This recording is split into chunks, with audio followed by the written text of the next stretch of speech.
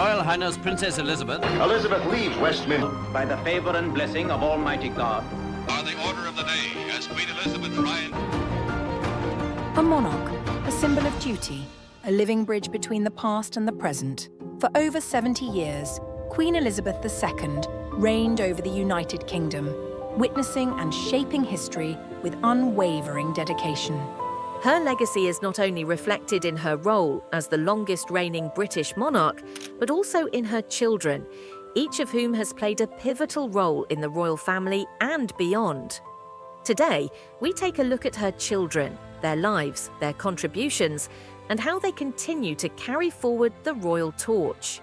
Prince Andrew, once the Queen's darling, lived a life of excess, often indulging in affairs and a lavish lifestyle.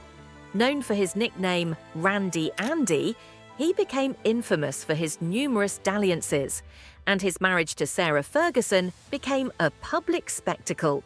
Their divorce was marked by toe-sucking photos that embarrassed the royal family, but it was his connection to the convicted sex offender Jeffrey Epstein that would bring his downfall. The disastrous 2019 interview, where Andrew offered implausible excuses for his behaviour, only deepened the public's disdain for him. His reputation was shattered, and he was stripped of royal duties and military titles. Once the fun royal, Andrew now found himself as the royal family's greatest liability, still protected by his mother's seemingly endless affection. But even she couldn't shield him from the scandals that would forever tarnish his name. Prince Edward, the youngest, struggled in the shadows of his siblings. His early attempts to make his mark in life were met with failure, from a short-lived military career to the cringe-worthy spectacle of It's a Royal Knockout, a television production that became the subject of ridicule. Friday, 7:30. See the royals and a host of international celebrities, all having the time of their lives. The Royal It's a Knockout. We had a lot of fun. Edward never quite found his place, overshadowed by his siblings' dramatic lives. While his marriage to Sophie Rhys-Jones proved more stable than his siblings, even they weren't immune to scandal. Sophie's mockery of political figures in a tabloid sting caused embarrassment. Edward, despite inheriting his father's Duke of Edinburgh title, never seemed to embody the charisma or respect that came with it. His life has been defined by attempts to carve a path, but never quite succeeding in stepping into the light of greatness. The lives of Queen Elizabeth II's children reflect the double-edged sword of royal privilege. They were born into a life of unimaginable wealth and status, but at a tremendous personal cost.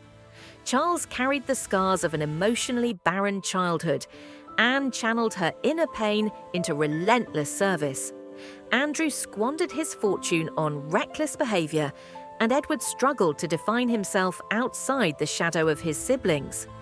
Their stories, so often told through the lens of scandal, are also the stories of lives shaped by the relentless expectations of duty. Queen Elizabeth, a mother who put the crown before all else, created a family bound by duty, but not necessarily by love.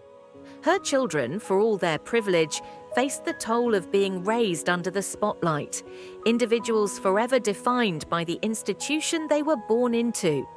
The crown may have endured, but at what cost? The lives of Queen Elizabeth's children are a testament to the heavy burden of royal duty, one that shapes and sometimes fractures those who are born into it. Their legacy, intertwined with the monarchy, serves as a reminder that privilege, while grand, often comes with a price far heavier than anyone could imagine.